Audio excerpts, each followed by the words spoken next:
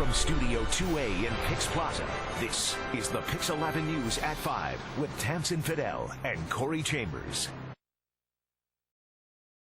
Well, Ken Thompson spoke for the everyday New Yorker. He fought for them every day, enforcing the law to its fullest extent. The Brooklyn DA was only on the job for 2 years, but his presence certainly will be remembered for a lifetime. Yeah, he did so much in those 2 years, right? Well, Thompson passed away last night at the age of 50 after a battle with cancer.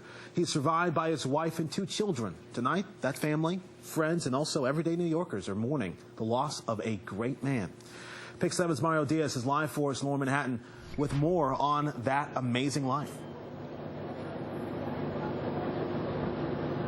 Corey and Tamsin, Ken Thompson's mother was one of the first members, female members I should say, of the NYPD. So such words as law and order and trailblazer were part of his mindset early on in life.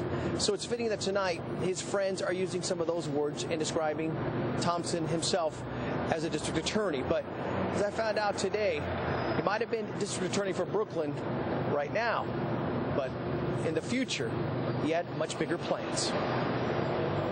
For any little boy or little girl who may be seeing this from public housing, I want you to know that there's greatness within you, that you can do great things with your life. Ken Thompson viewed his role as Brooklyn district attorney as one of opportunity. The people of Brooklyn elected me to do justice, and that's what this is all about. And whether it was righting an unlawful wrong or shutting down criminal operations. This is an AR-15.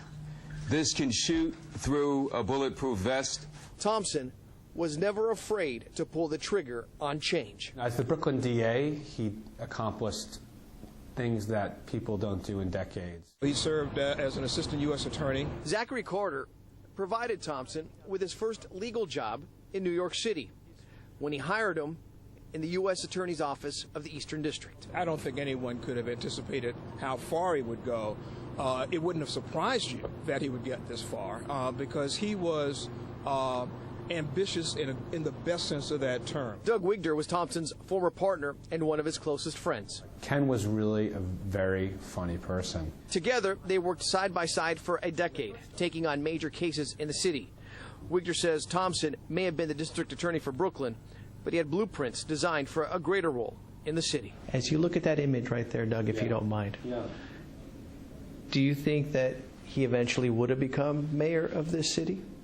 I do, or even beyond. I think Ken, I thought, in my view, really could work with people across party lines. U.S. Representative Hakeem Jeffries knows a thing or two about party lines. At the time, Ken Thompson was a young federal prosecutor, and I was assigned to work with him. He also knows his friend of more than 20 years was a trailblazer whose work not only changed the role of a DA in our city, but also nationwide. In just 3 short years, he was able to have such a dramatic impact on the social justice landscape in Brooklyn, in New York City, and in fact across the nation. He has emerged as a model progressive prosecutor who works hard to both keep the people safe as well as to do justice on behalf of everyone and not simply proceed trying to rack up as many convictions as possible.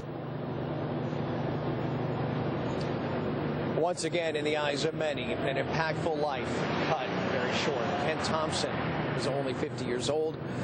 His funeral, according to his friends, is expected to take place later this week.